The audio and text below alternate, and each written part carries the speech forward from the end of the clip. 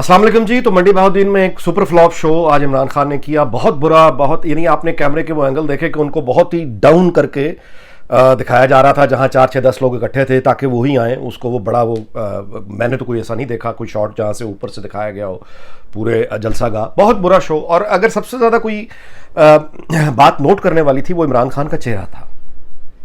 यानी यही पीटीआई का जलसा होता था, यही इमरान खान होते थे, यही इनके साथ वाले होते थे, इसी तरह के म्यूजिक होते थे और हाजरीन होते थे और एक करंट होता था पूरे जलसे में। ऐसी एनर्जी और ऐसी, यानी यूं कहे, बेशक वो मिसगाइडेड एनर्जी थी, लेकिन इतनी एनर्जी थी कि टेलीविजन स्क्रीन पर अब आप उसको देखते थे अपने घरों में तो उसकी हीट आपको फील होती थी। यानी इतना चार्ज्ड एनवायरनमेंट होता था। यानी आप 2014-15 के जलसे और धरने के बाद वाले भी, यानी आप देखें आज जो जलसा हुआ, म्यूजिक भी वही, इमरान खान भी वही, मुल्क भी वही, सुनने वाले कम तादाद में ही सही लेकिन बहरहाल वही। लेकिन आपने देखा कि वो इमरान खान का चेहरा बिल्कुल एक हारे हुए आदमी का था, जैसे वो गुस्से में डेस्परेट होकर को अपील कर रहा होता है। वही पुरानी बातें, कुछ नया नहीं, मां सिवाय इसके कि मैं सादिक और अमीन हूं। यानी ये इस तरह का दावा करना और फिर ये सादिक और अमीन का होना, ये हज़रत मोहम्मद सल्लल्लाहु अलैहि वसल्लम की ज़ात से मंसूब है। वो है सादिक और अमीन। ये आदमी किस तरह बेरहमी और संगदली से खड़ा होकर, यानी इसके बाद तो कोई नबूवत का बाकायदा दावा ही रह गया जो खान साहब ने करना। मतलब इस तरह से खड़े होकर कह देना कि मैं सादिक और अमीन हूं। तुम कहां से सादिक और अमीन आ गए? किस शख्सियत के ये मनसब है? कहां, किस मनसब के लिए ये, यानी दो सिफात, अजीम तरीन खसूसियात, सादिक होना और अमीन होना, तुम कहां से सादिक और अमीन आ गए? तुमने कौन सी अमानत जो लोगों ने तुम्हें दी, तुमने उसका ख्याल किया? तुम पंजाब की वजारत आला पे तुमने अपनी अमानत या सादिक होने का सबूत दिया है? ये करप्शन के जितने, ये मानेका खानदान ने जो सारी की सारी वहां पे लूट मचाई है, क्या ये अमीन इस तरह करते हैं?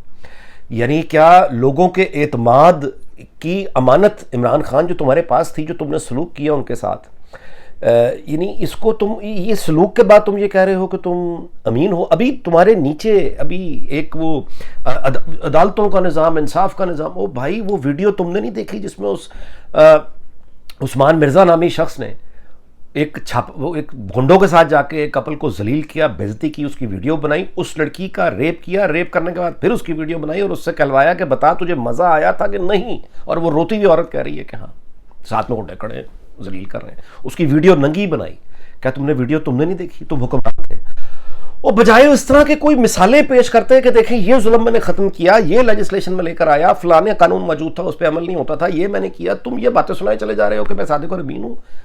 अल्लाह ताला ना होश और हवास छीन लेता है जब आंखों पे पर्दे पड़ते हैं, तो फिर ये मामलात होती है। बहरहाल जी, इट वॉज अ वेरी, कहना चाहिए, सुपर फ्लॉप शो। बातें ही बातें, शहबाज शरीफ बुरा, नवाज शरीफ चोर, मरीम नवाज चोर, फलाना डाकू, धमकियाँ, तड़ियाँ। इन्हीं मौला जट टाइप कोई फिल्म का एक किरदार है जो बिला तकान बोले चला जा रहा है, without any sense of guilt, without any shame. और उसके बाद वो ऐसी, यानी कलाबे मिला रहा है बंदा कि ड्रोन हमले मेरे होते हुए नहीं होते, मैंने पाकिस्तान को खुद मुख्तार बना दिया, मैंने पाकिस्तान की खारजा पॉलिसी। यार तुम रिकॉर्ड पे हो कि भारतीय वज़ीर-ए-आज़म मोदी तुम्हारा फ़ोन सुनता ही नहीं है, ये रिकॉर्ड पे हो। तुम, मैंने नहीं कहा, किसी और ने नहीं कहा, तुमने कहा है अमरीकी सर तुम्हें फ़ोन नहीं कर रहा। चीन अभी तुम गए हो, अपनी दुर्गत बनवा के आ गए हो। टर्की से तुमने एक ब्लॉक बनाने की कोशिश की मलेशिया के साथ, वो सऊदियों ने ऐसे तुम्हें जूते मारे कि गंजे को तुम घर बैठ गए हो। फिर तुम्हें उसने एमबीएस ने घड़ी दी, वो तुमने आगे बाजार में बेच दी। ये अमीन हो यार तुम? एक तोहफा मिलता है, तोशा खाना, आपसे पूछा जाता है कि आपको एक घड़ी गिफ्ट मिली है, जरा वो बता दें घड़ी की मालियत क्या है? क्या आपने वो कीमत अदा करके अपने पास रख ली है? उसकी मालियत बता दें। इन्होंने कहा जी वो बैरूनी मुल्क यानी ताल्लुकात खराब, इंटरनेशनल अफेयर्स खराब हो जाएंगे, पेचीदगियां हैं, हम बता नहीं सकते घड़ी कहाँ है। तुमने बेच दी थी घड़ी यार, सीधी बात करो। वो घड़ी वापस शहजादे को पता, वो कंपनी ने राब्ता किया एमबीएस, वो आप कहानी आपके इल्म में है। तो ये इसको अमीन कहते हो? ये सादिक होते हैं इस तरह के लोग? मतलब किस, अच्छा उसके बाद इसहाक डार को गालियां, फलां को गालियां। देखिए जी, बात सिर्फ ये है कि पाकिस्तान खारजा पॉलिसी में बुरी तरह से नाकाम और तनहा खड़ा है। यानी फाटफ की ब्लैक लिस्ट में जाने की अफवाहें बिला वजह गर्दिश में नहीं है, इसके अंदर कुछ मौजूद है। अफगानिस्तान के तालिबान, जिसके फतह पर इसने कहा था कि उन्होंने गुलामी की जंजीरें तोड़ दी हैं, वो तालिबान ड्यूरेंट लाइन को नहीं मान रहे। तहरीक तालिबान पाकिस्तान के किसी बंदे के खिलाफ वो कार्रवाई करने पे तैयार नहीं है। वो हमारी जो लिस्ट, हम जो कहते हैं उन बंदों को हमारे हवाले कर दो, वो हमारे बंदे को हमारे हवाले करने को तैयार नहीं है। ये इसकी यानी कामयाब खारजा पॉलिसी है। महंगाई हो गई, कहता हाँ महंगाई है, लेकिन वो तो पिछली हुकूमत का कसूर है, वो तो लूट मार करके चले गए, उनका कसूर है। यार कमाल हो गया, ऐसी ढिठाई। तो मतलब इट वाज कहना चाहिए डेस्परेट अटेम्प्ट। और मैं आपसे गुजारिश करूं कि यानी ये जितना थोड़े बहुत 4 लोग वहाँ बैठे नज़र आ रहे थे, ये चौधरी फवाद की, और मेनली मुझे लगता है कि ये चौधरी फवाद का शो है, क्योंकि वो बहरहाल लोगों में अपने हल्के में उन्होंने एक राब्ता भी रखा। उसने चूँकि लंबा खेलना है तो उसके राब्ते हर जगह हैं, उसने काम भी किए हैं अपने हल्के में, अच्छे बुरे काम अधूरे जितने भी किए हैं।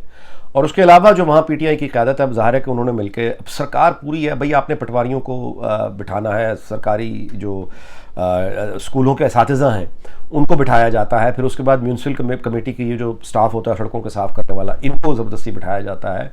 तो ये बेसिकली ज़बरदस्ती के ये अगवाशुदा ऑडियंस थी जितनी भी आज थी, जिनको अगवा करके लाया जाता है, बिठाया जाता है।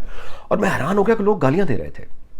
इमरान खान जब तकरीर कर रहा था, आगे से लोग हूटिंग कर रहे थे, टमाटर फेंक रहे थे, गालियां दे रहे थे, और 2-3 दफ़ा खान साहब खुद भी हंसे हैं शर्मिंदगी से। मतलब है कि वो बड़ी कोशिश की दबाने की, लेकिन चोर चोर चोर चोर, तुम चोर तुम चोर तुम चोर तुम चोर तुम चोर तुम चोर, यानी ये वहाँ से आवाज़ें। खान साहब खुद भी शर्मिंदगी से हंसते रहे, घबराते रहे। बाकी वही बातें जी, मगरिब में जो कानून है वो उसकी बालादस्ती है, लिहाजा इसलिए वहाँ खुशहाली है।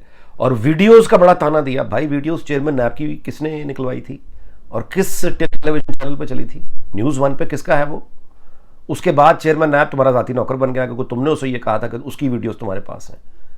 वीडियोस खेलते हो, दूसरों पर इल्ज़ाम लगाते हो, यानी जो काम जिस वक्त ये खुद रिजवान रज़ी का ये फ़िक्रा है, जिसको मैं समझता रहा कि शायद वजाहत मसूद साहब का है। वजाहत मसूद साहब अपनी जगह एक बहुत दिलकश और नहायत जैसे कहना चाहिए रिसर्च स्कॉलर हैं वो, और मैं उनकी बड़ी इज़्ज़त करता हूँ। लेकिन ये वाला फ़िक्रा रिजवान रज़ी का है कि लम्हे मौजूद में जो ये काम कर रहे होते हैं उसी वक्त ये इसका इल्ज़ाम दूसरे पर लगा रहे होते हैं कि दूसरा ये कर रहा है, जबकि ये कर खुद रहे होते हैं। इनकी आप देख लीजिए कि ये वो जो बाहर इंसाफ की इन्होंने बात की है ना, बड़े के लिए इंसाफ और छोटे के लिए इंसाफ, और रूल ऑफ लॉ के लिए तो हम रो रहे हैं। रूल ऑफ लॉ तुम कौन सा लेकर आए हो बता दो। इस्लामाबाद में रूल ऑफ लॉ आ गया है, वहाँ लॉ एंड ऑर्डर ही तुम्हारे कंट्रोल में आ गया है। पंजाब में क्या रूल ऑफ लॉ आ गया है? अगर तो रूल ऑफ लॉ आ गया है तो बता दो कि फिर तुम्हारे वजारतों की ये जो तुमने वजीर रखे हैं, ये कौन सा मेरिट था जिस पर तुमने इनको ये सारी की सारी इनामात से नवाजा। तुम्हारा नारा तो ये था तहरीक इंसाफ का कि हम मिडिल क्लास के अच्छे लोगों को लेकर आएंगे, यानी हम तरखानों को भी लेकर आएंगे, यानी हम ये ट्रांसपोर्ट के लोगों को लेकर आएंगे, यानी हम पढ़े लिखे वो स्ट्रगलिंग लोग इंजीनियर्स लेकर आएंगे, यानी मुख्तलिफ पढ़े लिखे लोग जिनको रिवायती तबका नहीं कहा जा सकता। असम्बली में मैं नए चेहरों को लेकर आऊँगा। नए चेहरों का मतलब मुराद सईद नहीं है। नए चोरों का मतलब यह है कि आप जो मुख्तलिफ सोसाइटी में काम करने वाले लोग होते हैं उनको नुमाइंदों को ला के असम्बली में बैठाएं। मिसाल के तौर पे ट्रांसपोर्ट है, मिसाल के तौर पे किसानों की यूनियंस हैं, मिसाल के तौर पे ट्रेड यूनियंस हैं, मिसाल के तौर पे ताजरों की यूनियंस हैं, मिसाल के तौर पे छोटे दुकानदारों की यूनियंस हैं। ये हैं मुख्तलिफ मिसाल, ये चंद हैं, मुआशरा बहुत बड़ी चीज़ होता है। उनके नुमाइंदे तहरीक इंसाफ ने असम्बलियों में ला के बैठाए? बिल्कुल नहीं। उनके सारे के सारे वही फ्यूडल, वही शेख रशीद, वही शाह वही उसी तरह के रवायती लोग हैं। कोई तब्दीली का नारा नहीं, कोई सक्सेस नहीं, कोई कुछ पेश करने की, यानी ये एक इंतखाबी तकरीर थी। मुझे ये लगा कि ये बतौर वज़ीर आज़म इमरान खान की आज आखिरी तकरीर थी जो वो किसी जलसे से कर रहे थे। और वो जलसे में जो वो शायद वो खुद भी जानते हैं कि ये मेरी आखिरी तकरीर है किसी अवामी जलसे से बतौर वज़ीर आज़म, तो वो लहजा आपको वही लगेगा जो किसी इंतखाबी मुहिम में होता है। हाँ, फ़र्क ये है कि पहले की जो इंतखाबी मुहिम में यही तकरीरें, यही लोग होते थे, उस वक्त लोगों को उनकी परफॉर्मेंस का पता नहीं था, उनके पास ख्वाब देखने की गुंजाइश मौजूद थी, उनके पास उम्मीद रखने की रीज़न और वजह मौजूद थी, क्योंकि उनके पास पावर आई नहीं थी। तो वो लोग जो ज़ाहिर तजुर्बेकार थे वो तो देख रहे थे कि इसने आगे बेड़ा गर्क करना है, लेकिन लोगों के पास ख्वाब देखने की उम्मीद और जवाब था जो उन्होंने देखे। लिहाजा इस तरह की तकरीरों का, इस तरह के जलसों का बहरहाल एक असर तहरीक इंसाफ के मानने वालों पर होता था। अब वो तासीर और वो असर वो ख़त्म हो चुका है, खाली ढोल बजा है आज मंडी भाउदीन में, आज खाली ढोल बजा है। वजह यह है कि 3.5 साल की बदतरीन परफॉर्मेंस सामने आ गई है। वही बातें जो ये पहले वज़ीर आज़म बनने से पहले किया करते थे, वही बातें ये आज कर रहे हैं। ये बंदा शौरी तौर पे frozen, he is frozen back in time somewhere. उसका घर उसके कंट्रोल में नहीं है। मैं आखिरी बात अब ये कर दूं कि पीटीआई के साथ और सपोर्टर्स के साथ सॉरी कि वो जो खबरें हैं वो तो आपकी मामा जो है वो तो भाग गई है वापस लाहौर, वो वापस नहीं आ रही है। मतलब पीटीआई के जो बहुत चाहने वाले हैं इमरान खान के, उनको कह रहा हूँ कि वो ज़ाहिर है वो लीडर की बीवी माँ ही हुई ना, मामा हुई आपकी, तो मामा जो है वो तो भाग गई है। पहले भी मतलब आई थी, वो वहीं भाग गई है। और खान साहब के हवाले से भी बात यह है कि वो वापस आने पे तैयार नहीं है, और वो साथ तस्वीर खिंचवाने तक पे तैयार नहीं है जो सरकारी मीडिया जारी करके ये कह दे कि ये अफवाहें हैं सारी की सारी, ये देखें साथ बैठे मुस्कुरा रहे हैं। वो एक तस्वीर तक के लिए वो राज़ी नहीं है आपकी मामा। तो अब आप, मेरा ख्याल है कि वो अब ये जवाज़ ढूंढना शुरू करें। अभी तक तो वो यानी जिसको खातून अव्वल, वैसे आमतौर पे प्रेसिडेंट की बीवी खातून अव्वल होती है, फर्स्ट लेडी अमेरिका में कहा जाता है, और पार्लिमानी निज़ाम में वज़ीर आज़म की बीवी को खातून अव्वल कहना ये टेक्निकली तौर पे दुरुस्त नहीं है। लेकिन मैं भी इसी पुकार रहा हूँ कि सब पुकार रहे हैं, तो मैं अगर कोई नया तरकीब इस्तेमाल करूँगा तो वो समझ नहीं आएगी किसी को। तो मैं किसी नई तरकीब के बजाय मजबूरी तौर पर मैं भी खातून अव्वल ही कह रहा हूँ कि खातून अव्वल के ख़िलाफ़ ये जो आज लोगों को उठा रहे हैं और बता रहे हैं कि हम कंपेन करने वालों को निशाना बनाएंगे, आने वाले कल को क्या होगा जब आपके अपने लोग खातून अव्वल के खिलाफ ट्रोलिंग कर रहे होंगे, जब आपके अपने पीटीआई के यही यूथियाज जो इस वक्त उन लोगों को टारगेट कर रहे हैं जो ये बता रहे हैं कि वो इनकी मामा भाग गई है, जो ये खबर दे रहे हैं कि इनकी मामा भाग गई है, इस वक्त ये उनको गिरफ्तार कर रहे हैं, उनके खिलाफ ट्रेंड बना रहे हैं। आप आने वाले वक्त में देखिएगा, हफ्तों या महीनों की बात है, हफ्तों की बात है, जब आप ये देखेंगे कि यही पीटीआई की मीडिया टीम जो थोड़ी बहुत रह जाएगी, वो इसी जो इनकी मामा है इनके खिलाफ ये ट्रेंड बना रहे होंगे और कह रहे होंगे कि इमरान खान मासूम है, उसको तो बेचारे को पता कुछ नहीं था, असल में ये गलती हो गई, इंसानी गलती, ये औरत बुरी थी, ये औरत बुरी थी। फिर ये उसके पीछे पड़ जाएंगे, जिसके लिए आज लोगों को पकड़ रहे हैं, कल ये उन्हीं के साथ शामिल आकर उसको बुरे करेंगे। और जो बुशरा पिंकी को जो आजकल बुरे भला कह रहे हैं, वो बाद में इनको रोक रहे होंगे कि चलो बस जो होना था हो गया, अब उसको बाकी जिंदगी उसे चैन से जीने दो। इस तरह बदलती हैं हकीकतें। ये होता है रंगबाजियों का अंजाम, झूठ बोलने का अंजाम, आर्टिफिशियल किले बनाने का अंजाम, ख्याली किले बनाने का अंजाम, उसका जो मतलब है अंजाम है वो ये होता है। तो बहरहाल बहुत गर्मा गर्म सूरत हाल जिसे कहना चाहिए मौजूद है, और हर चीज़ आप यूँ कहें कि पकने के लिए तैयार है, लेकिन जो चीज़ पकने जा रही है वो कोई अपोजिशन का चोर नहीं है बकौल इमरान खान, वो इमरान खान खुद हैं और उनकी हुकूमत है। अल्लाह ताला पाकिस्तान को शाद रखे और आबाद रखे। फिर मुलाकात होगी। अल्लाह हाफ़िज़।